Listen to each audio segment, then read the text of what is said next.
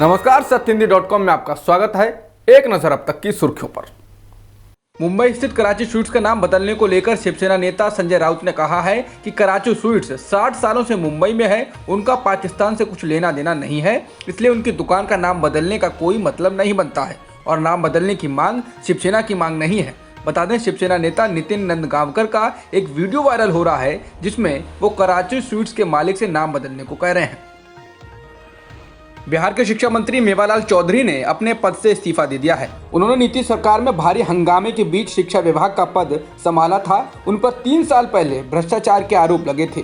चौधरी पर आरोप है कि उन्होंने भागलपुर स्थित बिहार कृषि विश्वविद्यालय के उपकुलपति पद पर रहते हुए सहायक प्रोफेसर और कनिष्ठ वैज्ञानिकों की नियुक्ति में घपला किया था। इसके बाद उनके खिलाफ मामला दर्ज किया गया और बाद में नीतीश कुमार को उनको पार्टी से भी निकालना पड़ा था। मेवालाल चौधरी के इस्तीफे के बाद तेजस्वी यादव ने नीतीश कुमार पर हमला बोला है। तेजस्वी ने ट्वीट कर कहा है कि मैंने कहा था आप थक चुके हैं, इसलिए आपकी सोचने समझने की शक्ति क्षीण हो चुकी है। आपने जानबूझकर भ्रष्टाचारी को मंत्री बनाया, थू के बावजूद पदभार ग्रहण कराया और अब घंटे बाद इस्तीफे का नाटक रचाया है। असली गुनहगार आप हैं। आपने मंत्री क्यों बनाया? आपका दोहरापन और नौटंकी अब चलने नहीं दी जाएगी। इसके साथ ही उन्होंने कहा कि एक इस्तीफे से काम नहीं चलने वाला। बिहार के शिक्षा मंत्री मेवालाल चौधरी के इस्तीफे के बाद सियासी बयानबाजी का दौर शुरू हो गया है। आरजेडी नेता तेजस्वी यादव के तीखे हमले के बाद अब उन पर पूर्व उप मुख्यमंत्री सुशील मोदी ने निशाना साधा है। सुशील कुमार मोदी ने ट्वीट करके कहा है कि तेजस्वी यादव को भी इस्तीफा देना चाहिए क्योंकि वो भ्रष्टाचार से जुड़े IRCTC घोटाले में न केवल चार्जशीटेड बल्कि जमानत पर हैं। कोरोना के कारण ट्रायल रुका हुआ था, किसी भी दिन ट्रायल शुरू हो सकता है।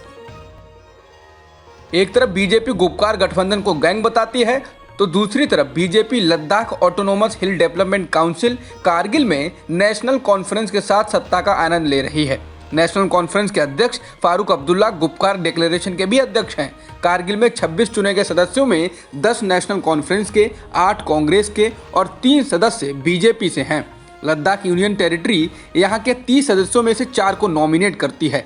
4 अन्य एग्जीक्यूटिव काउंसलर में बीजेपी के मोहम्मद अली चंदन शामिल हैं। इनके पास स्वास्थ्य, रेवेन्यू, एग्रीकल्चर, वन, वन्यजीव, औद्योगिक प्रशिक्षण संस्थान और मृदा संरक्षण के विभाग हैं। नेशनल कॉन्फ्रेंस के उपाध्यक्ष उमर अब्दुल्ला ने आरोप लगाया है कि गैर बीजेपी उम्मीदवारों को चुनाव प्रचार नहीं करने दिया जा रहा है और प्रशासन भाजपा की सहायता करने के लिए कुछ भी करने को तैयार है। उन्होंने कहा है कि जम्मू कश्मीर में जिला विकास परिषद यानी DDC के चुनाव कराने का क्या औचित्य है जब उम्मीदवारों को सुरक्षा कारणों का हवाला देकर प्रचार ही नहीं करने दिया जा रहा है। अब्दुल्ला ने कहा कि क्या यही वह सुरक्षित और आतंक मुक्त जम्मू कश्मीर है जिसके बारे में गृह मंत्री ने ट्वीट किया था। सुप्रीम कोर्ट ने कहा है कि CBI को किसी भी मामले की जांच करने से पहले उस राज्य की अनुमति लेनी अनिवार्य होगी। 8 राज्यों द्वारा सामान्य सहमति वापस लिए जाने के बाद सुप्रीम कोर्ट ने यह फैसला दिया है। एक फैसले में सुप्रीम कोर्ट ने इसकी पुष्टि करते हुए कहा, यह प्रावधान संविधान के संघीय चरित्र के अनुरूप है। सूचना और प्रसारण मंत्रालय ने सुप्रीम कोर्ट में कहा है कि सुदर्शन TV चैनल का UPSC जिहाद कार्यक्रम अच्छे संदर्भ में नहीं था और इससे सांप्रदायिक भेदभाव को बढ़ावा मिलने की आशंका है। हालांकि मंत्रालय ने कार्यक्रम पर रोक नहीं लगाई बल्कि ये कहा कि इस कार्यक्रम में संशोधन करके इसको चला सकते हैं। मंत्रालय ने यह भी कहा कि चैनल को भविष्य में सावधान रहना चाहिए। अब दिल्ली में बगैर मास्क के पकड़े जाने पर 2000 रुपए का जुर्माना देना होगा।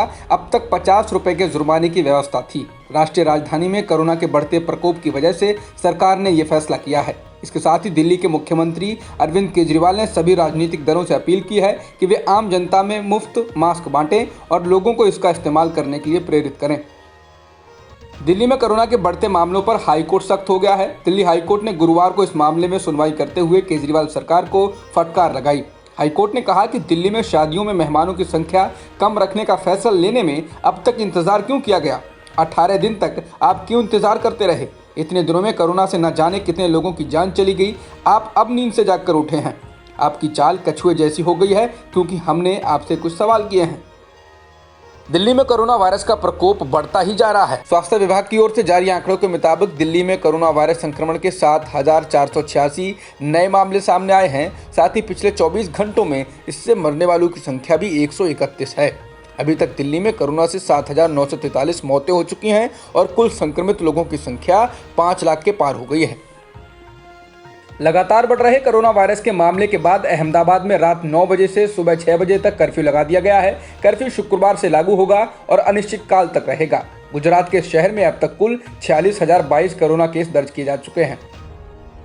ऑक्सफोर्ड यूनिवर्सिटी के जरिए तैयार की जा रही कोरोना वैक्सीन के बारे में अच्छी खबर सामने आई है। वैक्सीन के ट्रायल से जो आंकड़े सामने आए हैं उनकी बुनियाद पर कहा जा सकता है कि 60 और 70 साल के बुजुर्गों पर भी इस वैक्सीन का अच्छा असर हो रहा है और इससे इस बात की उम्मीद बढ़ गई है कि वैक्सीन के तैयार हो जाने के बाद कोरोना से सबसे ज़्यादा प्रभावित होने वाले बुजुर्गों की जान भी बचाई जा सकेगी। बांग्लादेश क्रिकेट टीम के दिग्गज ऑलराउंडर शाकिब अल हसन को कुछ दिन पहले सोशल मीडिया में एक शख्स ने जान से मारने की धमकी दी थी। इसके बाद बांग्लादेश सरकार ने उन्हें सुरक्षा उपलब्ध कराई है। शाकिब हाल ही में कोलकाता में काली पूजा के एक पंडाल का उद्घाटन करने के लिए गए थे, जिसके बाद उन्हें जान से मारने की धमकी मिल रही थी।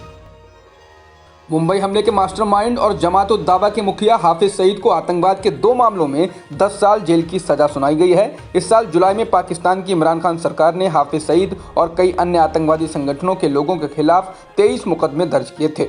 इनके खिलाफ आतंकवादी गतिविधियों के लिए धन उपलब्ध कराने यानी टेरर फंडिंग के आरोपों के चलते ये कार्रवाई की गई थी। अब तक की खबरों में इतना ही। बाकी खबरों के लिए बने रहिए सत्यहिंदी.com के साथ।